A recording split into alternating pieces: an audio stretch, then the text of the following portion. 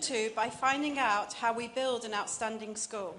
Dr. Helen Spiers, who has joined us from Australia, is a principal at Comilda College in the Northern Territory.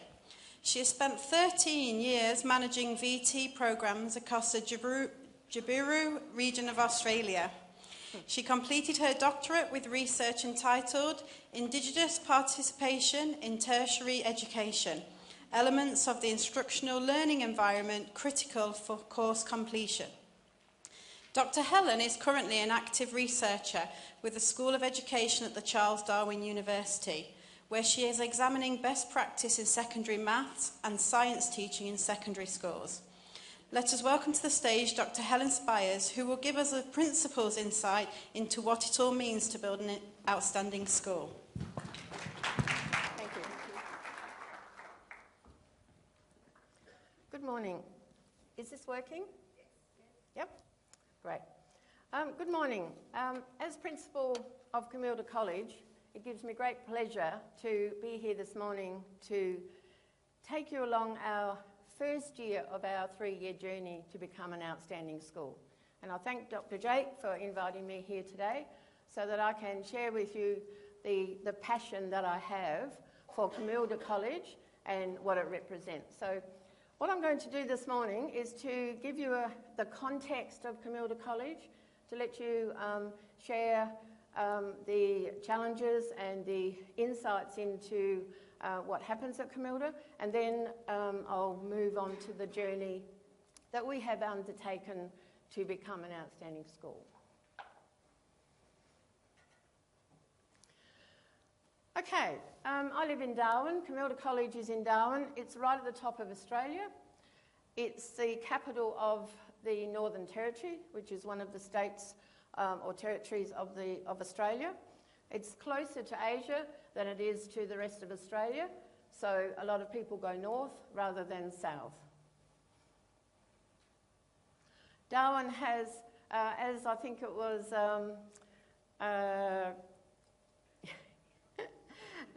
yes, Dr. Tina earlier said that it was the Wild West. Well, the Northern Territory is a very large area, but it only has 1% of the Australian population.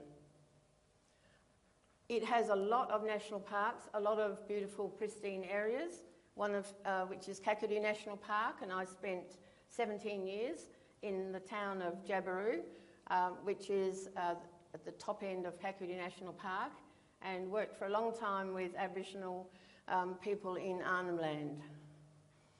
Closer to Darwin you have Litchfield National Park, and south of that you have Alice Springs and the centre of Australia. It's a modern city. It has lots of growth. Its main source of income is from mining. We have natural gas quite close to the Darwin city. We have major INPEX installations, and we also have live cattle export to Indonesia. Education is one of the marketing points for Darwin because of our closeness to Asia, and my school actually works really closely with 6 schools in Indonesia. We have partnerships, we have MOUs, Memorandum of Understanding, with 6 schools. They send students and teachers to our school. We send students and teachers to their school to share professional knowledge and practice. So it's very much a multicultural area in which to live, and I've been in the Territory nearly 30 years and really enjoy it. Comilda is this little spot over here in blue. It's about halfway between Darwin City, we're on a peninsula, halfway between Darwin City and the satellite town of Palmerston. My school has 650 students and growing. It was a middle school and senior school. We are an international baccalaureate school, so we have the middle years program and the International Baccalaureate Diploma program. We also offer the Northern Territory Certificate of Education and Training at Year 11 and 12 as well. So students have a choice at the end of Year 10 as to which certificate they're going to complete in Year 12. We introduced a primary school this year, T or transition or foundation 5-year-olds through to year 5, because we already had 6 to 10 in middle school. So we introduced a full primary school beginning of this year, so now we are foundation to year 12. 30% of our population, our student population, is Indigenous students from all around the territory. There's about 40 communities that send their students to Camilda because we are also a boarding school. So I have a boarding facility of 230 students, and we currently have about 188 boarding with us. And as you can understand, if you can appreciate that their parents, the students' parents, live thousands of miles away in other parts of the Northern Territory, top of Western Australia and the top of Queensland. So we have a lot of focus on making sure we have contact and conversations and communication with those parents. So 30% of our student cohort is Indigenous. I'll refer to that a little bit later.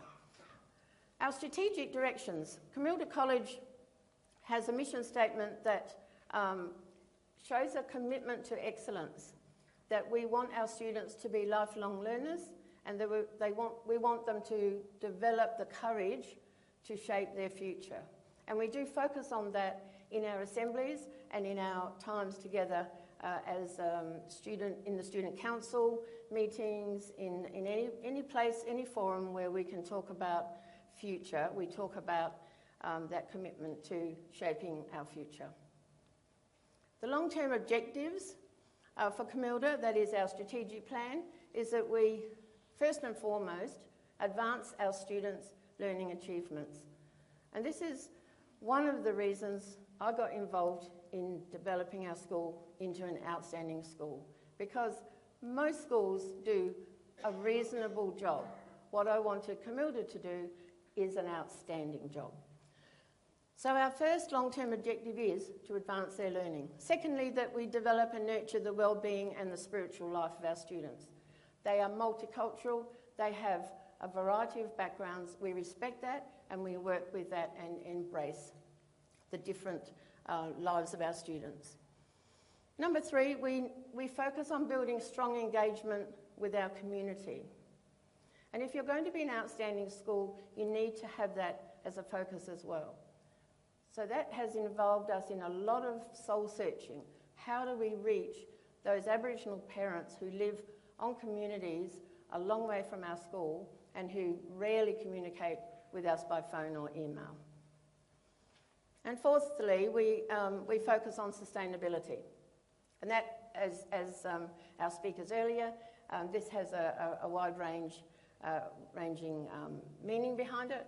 And at the moment, we're focusing on our school environment being sustainable. And that's everything from finance through to what we do in the schoolyard and in what we do in the classroom. We registered our school this year as an eco school because our Year 9 students were wanting to do something passionate about our school being more environmentally friendly. So we registered and they've taken off with that whole concept and formed a committee. One of our, the way I see it is that as a school, we seek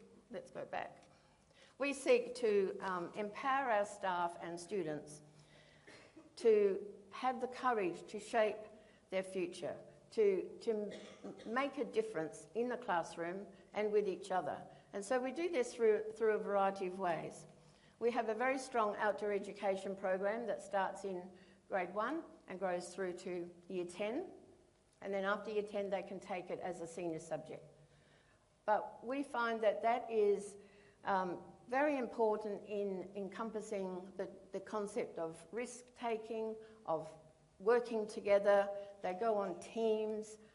They work in teams when they're on the outdoor education experiences. And we call it experiential learning. And the students know that they're all out about experiencing things that maybe they would never have a chance to do. We also have inquiry-based learning, as those of you who know about the International Baccalaureate, of course we focus on inquiry-based learning. We focus on focus on students having fun in art and in creative works and performing arts and subjects like that. We build partnerships. It's racing ahead. We build partnerships. Where's one? A good one. Okay, the United States Navy often calls in and works with our... I don't know why it's racing ahead. Okay, we'll sit here. Okay. We work with our students to do community service, and we build partnerships with other groups. Must be on a timer. Okay. All right, we'll just stop there for a sec. In terms of, we have lots of memorandum of understanding with groups of people in Darwin and overseas, so that our students can experience real partnerships, real meaningful experiences with external stakeholders and groups. So we get them out of the classroom a lot, they have real life experiences, and we work really hard on our interdisciplinary units of work. So we bring science, maths, humanities, English, we bring them together to have real life experiences. Okay, so that's a little bit of background about Camilda College. What happened was, when I came to school about 8 years ago as deputy principal, and one of the things I noticed was that we were quite good on our national testing, reasonable, a good school. We had some very, very outstanding students, and we had our Indigenous students who were quite low in literacy, English literacy, but we were working on it, and I felt that we were getting somewhere, and we were graduating students from communities at Year 12. So we were sort of setting some benchmarks, and we were meeting those benchmarks. However, last year when I became principal, I thought we need to do more than that. We need to be more than a good school. So what can we do? Okay, let's look at our data. And we've, as was mentioned this morning, we've got various data collections that we can look at. One is the annual NAPLAN, which is the National Assessment Program for Literacy and Numeracy. Every child in Year 3, 5, 7 and 9 undertake these tests in about May, and the results come out around now. They don't help much for the year the students are in, but you can work at improving and working through the gaps for the following year. So, you know, NAPLAN gives you a little bit of data. We also have, for about the past 4 years, undertaken the ACER testing at the beginning of the year, which is the Council of Educational Research in Australia has this online data, online tests, and we use those and we produce this data. So we had lots of data. But when I became principal last year and I looked at that data, I particularly looked at the Aboriginal students and how they were faring. They didn't do very well in the NAPLAN, but that's only a one point in time, so I thought, okay, we can deal with that. But then I had a really good look at our Year 9 Aboriginal students. And only 53% of them were at or above benchmark in numeracy. Only 41% were at or above in writing. 35% at or above in reading. So I thought, well, okay, how do you look at that? Well, they came to our school. Some of them come at Year 8 level with quite low literacy, maybe a grade 3, grade 4 literacy level, because their schooling is very interrupted out on communities. Their focus is not on education in their families. So, you know, you look at that and you go, oh, that's reasonable. Okay, it's only Year 9. Maybe we've got a few more years to have them at school and we'll get them somewhere. But rather than just accept that, I decided that we'd look at the big question of looking at what improvement has this been since Year 7, what learning is taking place, and what strategies can we do to make it even more outstanding than it is. So what we decided to do was that we would find a way forward to have Camilda College go from a good school to an outstanding school. And we looked at the literature. We looked at Lynch and Madden, who said that if you develop teacher inquiry skills, then teacher effectiveness would improve. We looked at Hattie, who was mentioned earlier, that said that schools need to consider teaching in terms of its impact on student learning. We were having those kind of conversations early 2014. But then a wonderful thing happened, and that is that we had a focus in the territory on the collaborative teacher learning model. And Professor David Lynch came to Darwin and offered a seminar for principals to have a look at teacher capacity, teacher effectiveness around Hattie, but more than Hattie and what he professed. So I attended this, and it was just at the right time for us because we were trying to build teacher capacity. We were trying to measure the effectiveness of teaching and learning. And I had a really supportive senior management team who were interested in doing something, but what? So by attending this seminar, I learnt about the project that had gone on in Queensland. I learnt about the steps towards making an outstanding school. So I went back to my school and I talked to my senior management staff, and we were really supportive of 2015 being a focus on student learning. I work with the school board, the college board, that encompasses about 12 people that come from both the Uniting Church and the Anglican Church. And I did a presentation to them to get their support, because some of our funding for 2015, some of our professional learning or professional development time had to be on this focus, and I needed their support for that. So I was very pleased to receive full support from my college board for student learning and teacher effectiveness to be our focus in 2015. I had the focus of the board, I had the support of the board, I had the support of the senior managers, but how was I going to get to everybody else?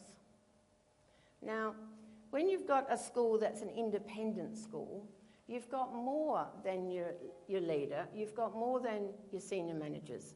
You've got all the teachers, I've got about 85 teachers. You've got all the parent body over here. Now, the parents, 70% are in Darwin. That's not too hard to get to. They're all on email. Most of them have got mobile phones. So we can communicate, we can run 2-minute surveys, we do all sorts of things to keep in touch.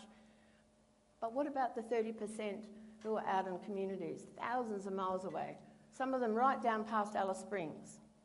It takes me, 2 full days to drive to Alice Springs in a car? So, it's not easy to communicate with people who are wandering around in the desert and not really paying much attention to Camilda College. They send their child off at the beginning of term and they just say, the school will sort them and we'll pick them up at the end of term. How was I going to communicate with those parents?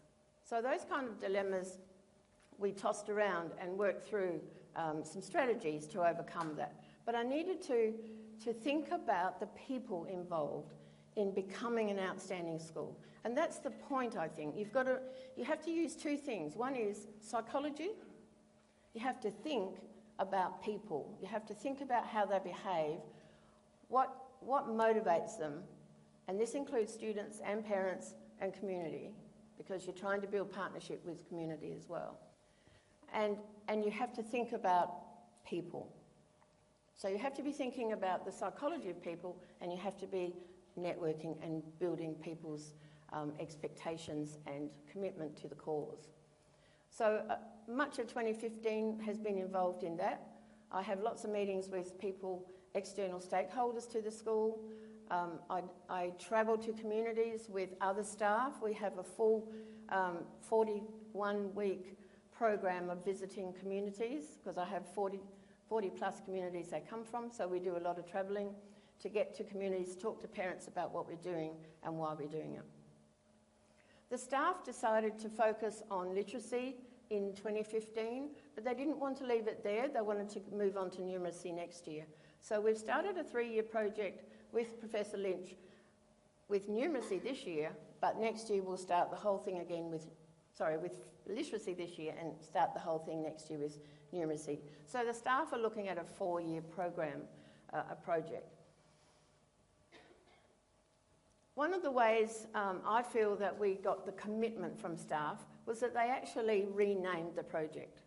So when I started talking about the collaborative teacher learning model and how we were going to work with Professor Lynch's staff from the university, they decided they wanted to rename it to give it their own. They wanted to own it. They wanted to own that topic, that notion, that project. So they called it the Cross-Curricular Literacy Project. And they wrote out the aims. We had a number of sessions together. Professor Lynch came and led some sessions. We had some sessions after he left. And it was all about improving student literacy, building teacher capacity, and developing professional learning communities. By that I mean groups of staff being willing to spend the time to talk and collaborate about what they're doing in class and about how you can move the students forward in their literacy development from wherever they are. So you've got an Aboriginal student who is at this level, you want to move them to this level by next year and further the year after. You've got a student in Year 5 who's brilliant, you need to move him or her along next year and then the next year more. It doesn't matter where they are on the continuum of learning, which is what I talk to our staff about. Because we have the diverse students from low literacy up to top IB students, you have to think about it in terms of their individual journey and about them improving every year. And that improvement has to be measured, and the teachers have to be accountable for that. And that's the process that we've developed, or the focus we've developed for this year.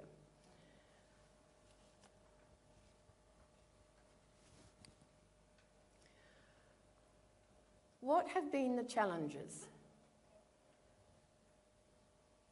What do you think the challenges might have been? Can anyone suggest any?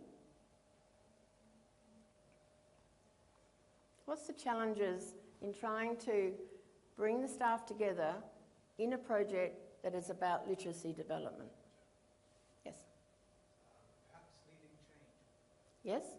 Leading change. So you have to know the theory behind leading change. Yes, anything else? Sorry? Time. Yep, time. Okay, we're all teachers. I've been a teacher all my life. I'm a secondary maths teacher, but you know, my kids don't like me to say that because that's a bit, you know, nerdy. So, but we've all been teachers, or we are teachers, and I had to think in terms of psychology of a current practicing teacher, because the last time I taught was 2 years ago. I was teaching Year 8 maths. Love Year 8s, they're great. But when I became principal, I needed time to travel, and you can't justify that. So in my mind, I was okay saying, all right, I'm going to travel for a couple of years, make sure I meet all the parents of our Aboriginal students. That was more important to me than teaching Year 8 maths, which at the time was a disappointment, but I've had to do that. Now, I had to think, what bothers a teacher? A teacher has a life after school, right? We have to realise that teachers are not there just for us, leaders. I'd like them to be, but they do have a life. So I have to think how they're going to manage their personal life and their professional life, and then still have time for a project that is ongoing. It is about their lifelong learning as well. So what I did was, I said to the staff, here's our meeting schedule. We've got a meeting schedule, you know, week 2 of term 3, we meet and we do this. Or every term, week 6, I meet with parents on a thing called Parent Consultative Group. All teachers meet Monday after school on weeks 2, 4, 6 and 8 of every term for an academic staff meeting. Right, we had the meeting schedule. So I said, here's the meeting schedule, work out what we need to replace, what we need to cut out and put in there some collaboration time. So I need you to collaborate on this. But I don't want it to be an add-on, I want it to be an instead of. And that was the main thing I had to get across to staff was that, another project that the principal wants to do. No, this is about change from within. This is about improving student learning, but it is an instead of, not an add-on for your time. So they took ownership of the meeting schedule and they came back to me with a revamped meeting schedule. No extra time in meetings, just a change in how they spent their time. Okay? So in terms of challenges, yes, as we've mentioned before, the commitment, point number 3, commitment from the teachers to see this as an instead of rather than an add-on. But going up to the top, appropriate and regular relevant communication. Communication is really important, and by that I mean communication between staff, communication between the team that are implementing the change, communication with families so that they support what's happening in the classroom. And to do that, I had to think about how our school was structured. And we always had faculties, so you might call them departments here, but we had science and we had maths and we had humanities and we had languages. I wasn't happy with the minimum amount of collaboration that was happening between faculties last year.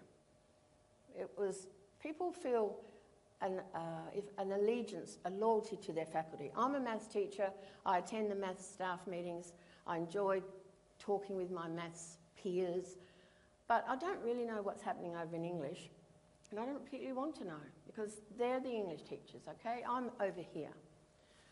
So, because of a number of things that were happening, like maternity leave, voluntary redundancies, all sorts of things that were happening at the school at the time, I actually wiped out the heads of faculty for 12 months.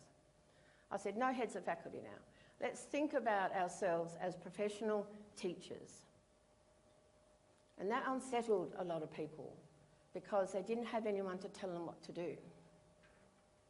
But as a professional teacher, you don't need people to tell you what to do. You have to know what you're doing. So we started the conversations with groups of people at year levels. So I said, let's get some year level teachers together. So we have a year 8 group, we have a year 9 group, we have a year 10 group.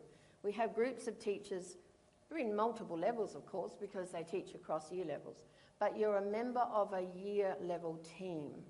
And that year level team can move mountains with those students in that year level because by talking to each other, you all know what's going on. So if I'm a year 8 maths teacher, I know what's happening in year 8 science because we meet regularly. And we talk about, oh, I'm having trouble working out this. Oh, I could do that in my maths and that would help you in your science lesson if I taught that bit and would support your teaching. And by talking at year level, we have a lot more collaboration, we have a lot more interdisciplinary units developing, and teachers are starting to take ownership of their own practice and not going to other people and saying, tell me what to do. What's my unit planner say? What am I supposed to teach? Well, you should know that. You should know what's going on in your subject area from year 1 to year 10. And that's taken a bit of a mindset change, and I'm happy to report that the staff are reasonably happy with that now, and they haven't I had a very good session recently where we held a workshop on a Saturday morning. They wanted it Saturday morning because they wanted to get away from the school timetable, etc., and just focus on where we're at now. And there was some really good feedback on the way that the year level groups are working. So I'm reintroducing the heads of faculty now for 2016, and the staff are getting used to the idea that they're going to be a member of a horizontal year level group, but they'll also be a member of a vertical group in terms of their subject area. So if I'm teaching maths in year 8, 9 and 10, I'll be a member of the maths faculty so that we can share high-level experiences, high-level subject area conversations. But I'm also in the horizontal year-level teams where we're actually talking about what's happening in the classroom.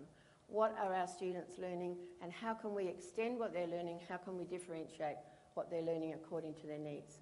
And so that's one of the challenges that we've tried to meet. Ongoing commitment from middle managers. Again, that came about through asking for volunteers to be part of the leadership team to implement the project. And from each middle manager, we have a circle of influence, we call it. So we have staff who regularly communicate with them about the project and where we're at in the stages of our project. Finding time, yep, we found time for developing those professional learning communities because that's what the conversation is. At the year level, when we're talking about our students in the class, we're all teaching the same students at year 8, at year 9, etc. And we have those professional learning times when we share what we're doing. And what we're on currently is our creating the writing task that is part of our next step, which is a common task that all students will be completing so that we can go from our ACER, our standardised testing that we did earlier in the year, we can now focus on their literacy, and that's what we're doing in Term 4. And all staff, even staff who don't see themselves involved in literacy, well, they do now, but they didn't originally. If you're a science teacher or a maths teacher, you don't have anything to do with literacy. Yes, you do, actually. So we're all working together on developing these writing tasks. And I'd like to end on the exciting outcomes that we've actually experienced.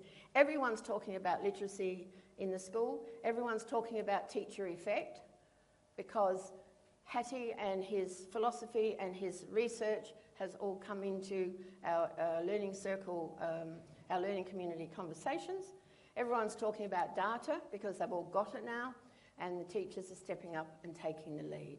So it's been a really exciting year, and we've made lots of structural changes, but I'm hoping that the point that I make when I run the induction program for new staff, I say to them, when you come to Camilda, you will come with a set of skills, you will come with knowledge, and you will come with a way of working with people. When you leave, I want all of those to be improved. I want you to really know how to work together. I want you to really know how to use data, and I want you to be a greater teacher because you've been at an outstanding school. Thanks very much.